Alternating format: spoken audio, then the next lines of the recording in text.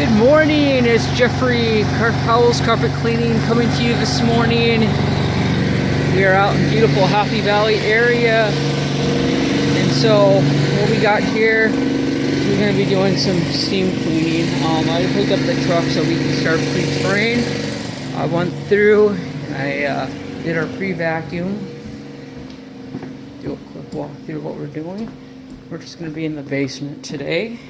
But we went ahead and we pre-vacuumed the stairways and the landing that we just went over, and all of the downstairs. And a lot of times when you're dealing with odors, a pre-vacuum, I'm talking about vacuum cleaners, most of the time people judge whether or not they need their carpets cleaned based upon how they look. I get calls all the time, clean carpets, oh, they don't really look that bad.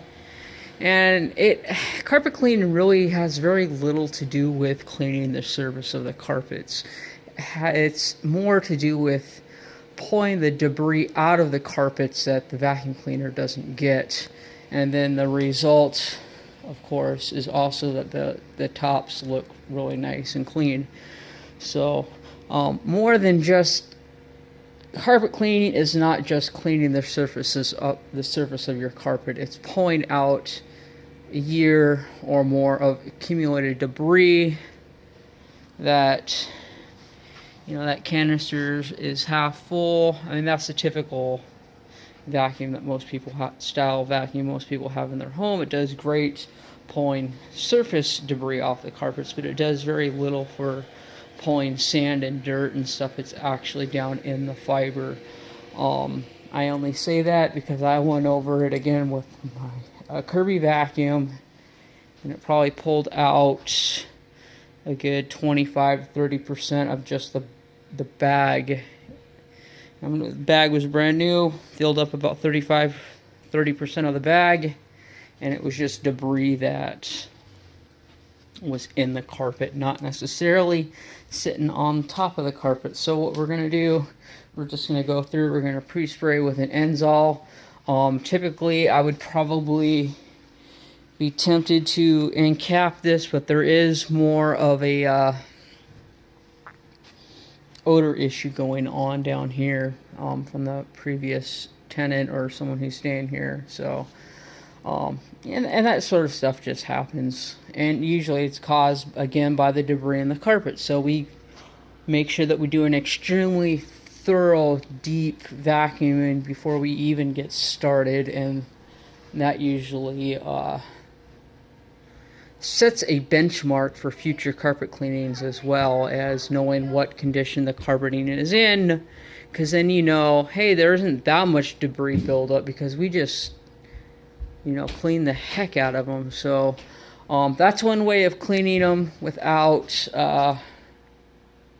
necessarily spending tons of time with your wand, because once you get that debris up, you can just do a quick rinse with your pre-spray and your wand, looking for spots and doing surface cleaning at that point, and not necessarily going over and being concerned about pulling out tons of debris. But when you look at a lot of carpet cleaning videos and things that people are doing, they're not really paying attention to the hidden debris that's in the carpets. They're just getting in there quick, trying to get the carpets looking good, and then getting out. And that's what cheap carpet cleaning does, is that it cleans the surface. It might look good for a little while, but the damage and wear is still going to occur all the same, because you're not removing that debris that's actually ripping your carpets apart.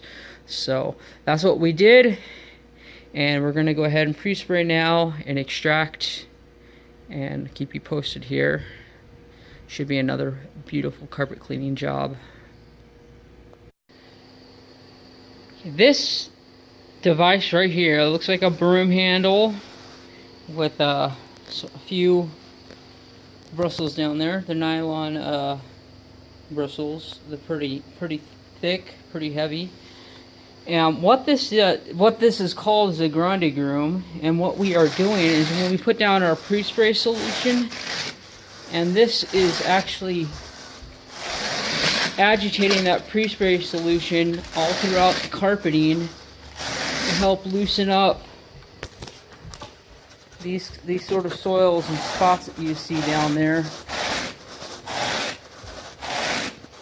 Depending on the severity of the amount of spots or something, we do have a mechanical device that goes through and does the same thing. However, we're not using that here in this application for this cleaning because it doesn't really warrant pulling that machine out and running it. So we're just doing it by hand with our grinding groom.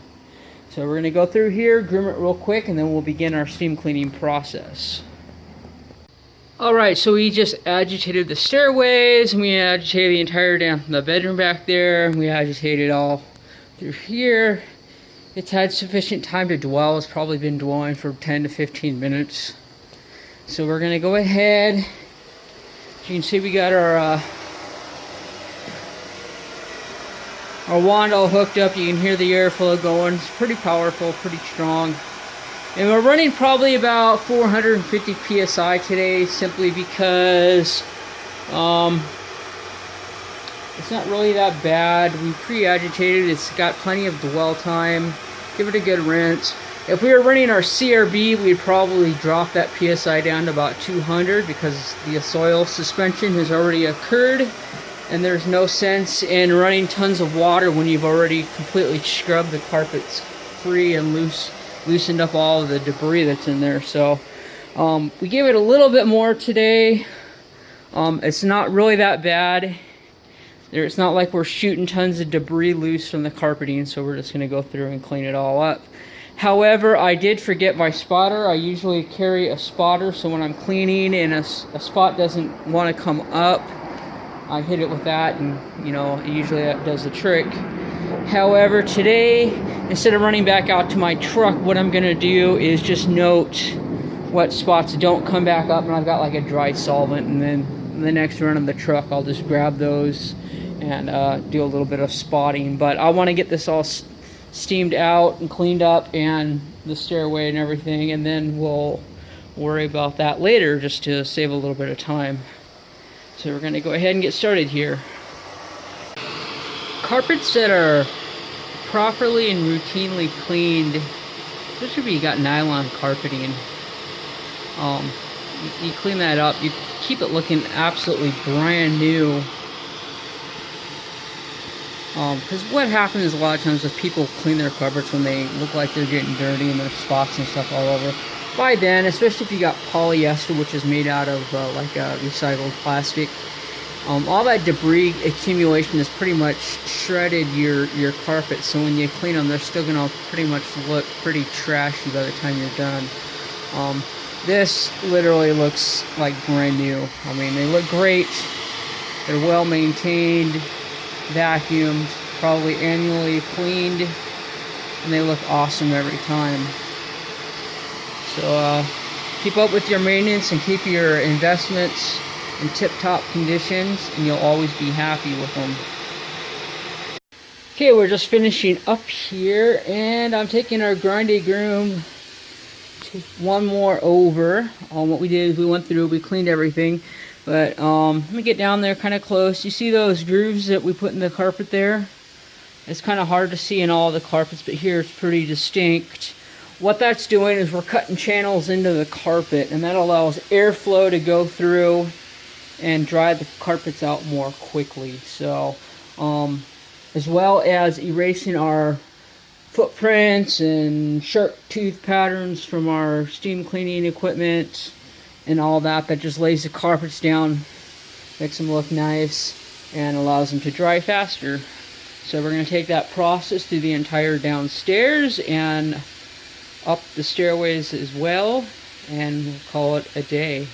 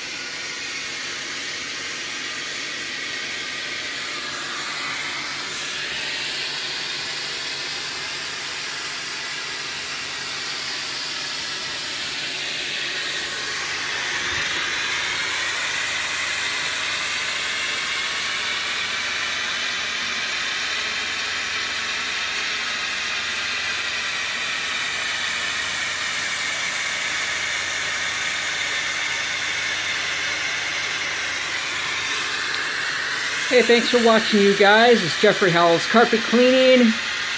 Carpet cleaning in Milwaukie, Gladstone, Clackamas, Happy Valley. 503-939-0534. See you in the next video.